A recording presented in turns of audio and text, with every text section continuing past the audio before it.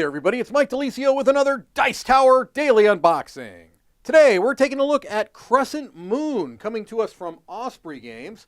That is a striking cover. Beautiful. So here's an interesting thing. The player count, 4 to 5 players, 150 to 180 minutes. So, a very unusual player count. Looks like it's going to be a longer game.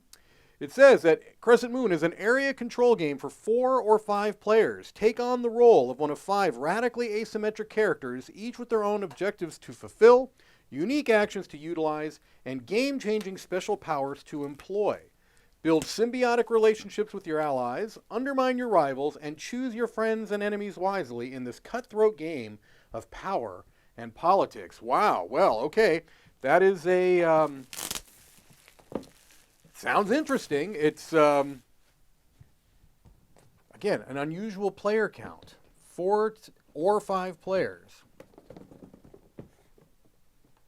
And for some reason, I am really struggling to get this box open. There it goes. Look at the inside of that. That's beautiful. I don't usually show off the inner cover of the box lid, but that is gorgeous. All right. We've got some historical notes here in the rule book, which is nice. All right, we've got our list of components. We've got our overview, asymmetric area control game. As we said, we've got some terminology here. We've got our illustrated setup, the map, the different types of terrain, the features on those terrain, and adjacency examples. Here's the how to play. Divided into a series of years. Each year consists of 3 phases. You have the preparation phase, the action phase, and the scoring phase. And it goes into more detail about each of those 3 phases. Okay, there was the preparation phase. Now we have the action phase. You take one action on your turn, and you've got different actions. They're performed in a specific order. Warlord, the Murshid, the Sultan, the Caliph, and the Nomad if they are in use. All right. They talk more about what happens in that part of the game, the action part of the game. They talk about power cards, and then a scoring phase, and then the game end. When players have completed the agreed upon number of years, 3 in the standard game and 4 in the long game, the game ends. Reveal victory points, most points wins. We've got some additional rules here for combat. Actually, combat seems to be a big part of the game potentially. Influence contests. Unique attributes. So again, when you have asymmetrical powers, I'm sure that you need a little bit of clarification. Some different map setups that I'm assuming will change a bit the way the game plays. And variable setup rules as well. And then a reference. Okay? Looks like each of the powers is going to have a booklet that kind of gives them their particular information, their unique attributes, their objectives, primary and secondary objectives, and they have that for each of the different factions within the game. All right, so there have been a number of asymmetric games that have come out. I mean, they've been plenty around for years, but it does seem like we're seeing more of them here lately. Maybe it's an increasingly popular, or maybe what's old is new again, because, you know, you've had, like I said, things like Dune that have been around for years that have had wildly asymmetric factions in the game. Let's take a look at some cardboard here. We've got some tokens. Cardboard quality seems fine on those. Just kind of show those here quickly. The far market, we've got the middle market, and the near market with some tokens, and the Sultan's market. We also have a year tracker and preparation, action, and scoring phase as well. Wow, well, it looks like we've got some big chunky wooden pieces here, but let's first start with these cardboard tiles, the terrain.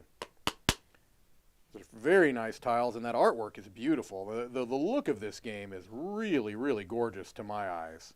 I'm very impressed with the graphic design, the aesthetic, all the way into the design of the box, as silly as that sounds. I mean, it's just a very, very attractive game.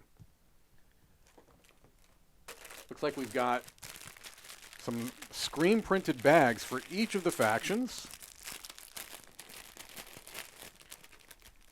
I'll tell you what, I don't know anything about the game. It doesn't look like a game that's going to be easily kind of digested, but the production is very, very impressive. Okay, some nice, large, easy to get your hand in there, drawstring bags for each of the different factions. Show those off.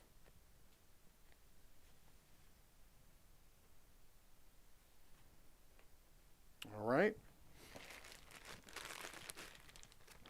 Let's take a look at some of these wooden pieces here. They appear to all be screen printed.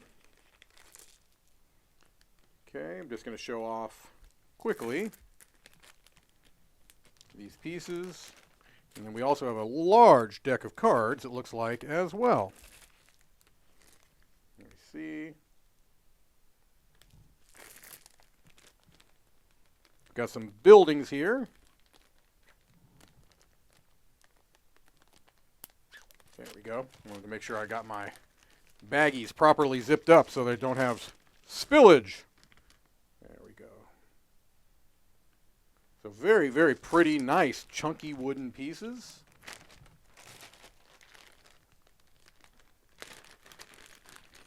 These are the biggest.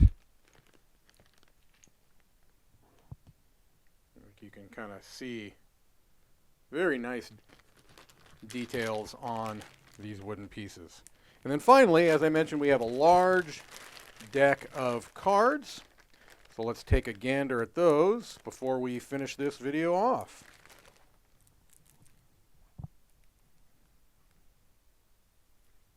I can see, oh, there it is. The open card area eluded me. Here we go.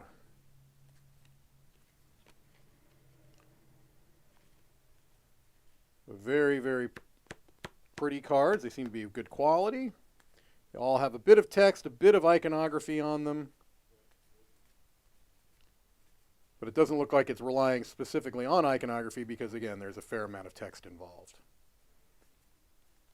If you like the art, if you like the look of the game, you're going to see plenty of it here. I think it's gorgeous. Again, I'm not sure that this is going to be a game for me, but boy, do I like the look of it. And the look is enough to at least make me curious. I'll put it that way. I am very intrigued about what this game is like, and I am, again, at least somewhat drawn in just by the aesthetic, the look of the game, the component quality, etc. Well, looks like it will not be a short game.